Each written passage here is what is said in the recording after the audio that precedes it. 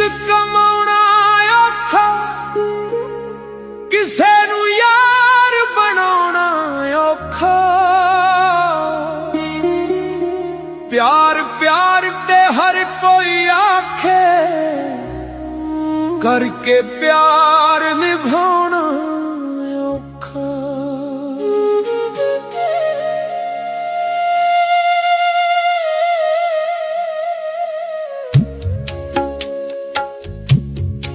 हर कोई दुखां ते हस लेंदा है, किसे दा दर्द वंडाउणा औखा। गल्लां नाल नहीं रुतबे मिलदे, जोगी भेस वटाउणा औखा। कोई किसे दी गल नहीं सुनदा, लोकां नूं समझाउणा